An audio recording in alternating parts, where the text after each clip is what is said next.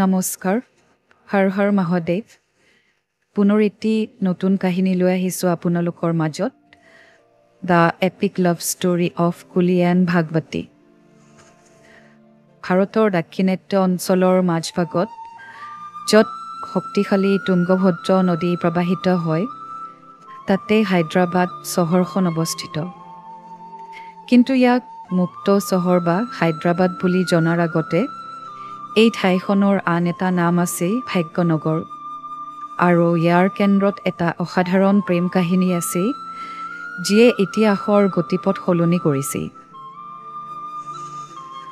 ষোড়শ শতিকাত প্ৰাচীন গোলকোণ্ডা চুলতানীৰ সাম্ৰাজ্য আছিল কুলি কুতুব শ্বাহৰ দ্বাৰা শাসিত এক শক্তিশালী ৰাজ্য যাক কুলি বা কুতুব বুলিও জনা যায় 1543 চনত সিংহাসনত থকাৰ সময়ত তেওঁৰ বয়স আছিল মাত্ৰ 21 বছৰ ইফালে ৱাৰাংগলৰ ওচৰত এখন সৰু গাঁৱত আকাকা নামৰ এগৰাকী যুৱতী বাস কৰিছিল যি পিছলৈ ৰুক্মিণী দেৱী বা সাধাৰণতে ভাগমতী নামেৰেও জনাজাত হৈছিল এক নিম্ন জাতিৰ পৰিয়ালত জন্মগ্ৰহণ কৰা তেওঁৰ বাবে বৰ কষ্টৰ জীৱন আছিল কিন্তু ভাগ্যৰ অন্য পৰিকল্পনাই আছিল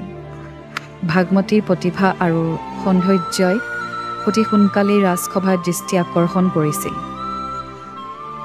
তেওঁ ৱাৰাংগলত এগৰাকী মন্দিৰ নৃত্যশিল্পী হিচাপে তেওঁৰ কেৰিয়াৰ আৰম্ভ কৰিছিল তেওঁৰ মনোমোহা প্ৰদৰ্শনৰ দ্বাৰা সম্ভ্ৰান্ত লোকসকলক মনোৰঞ্জন কৰিছিল এনেকুৱা এটা প্ৰদৰ্শনৰ সময়তে ভাগমতী আৰু ৰাজকুমাৰ কুলিৰ চাৰি চকুৰ মিলন হৈছিল যুৱ ৰাজকুমাৰগৰাকী তাইৰ সৌন্দৰ্য আৰু প্ৰতিভাৰ দ্বাৰা প্ৰভাৱিত হৈছিল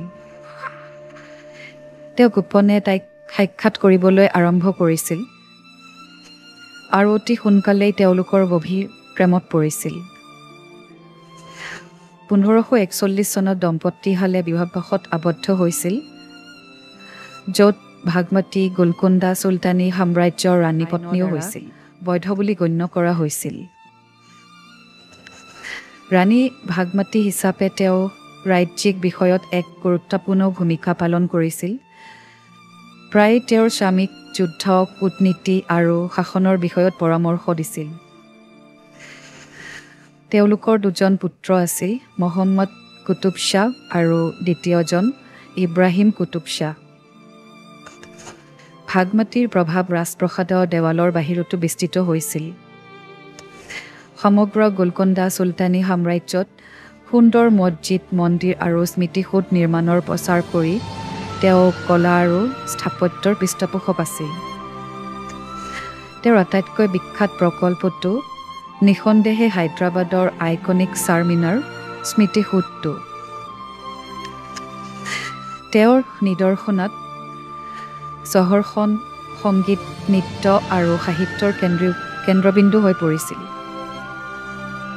তেওঁ সমগ্ৰ ভাৰতৰ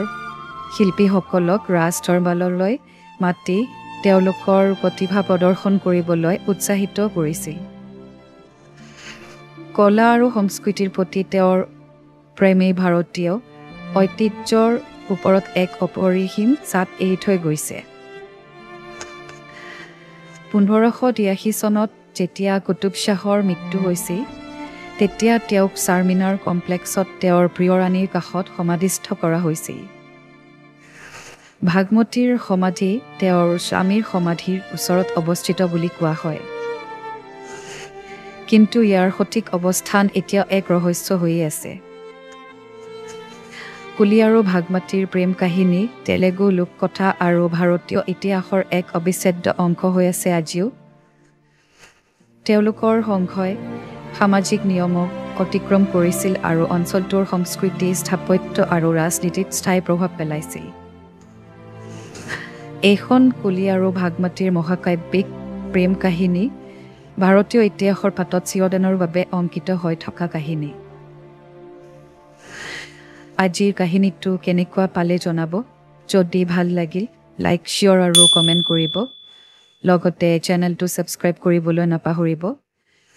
আকৌ এটি নতুন কাহিনী লৈ আহিম আজিলৈ আহিছোঁ থেংক ইউ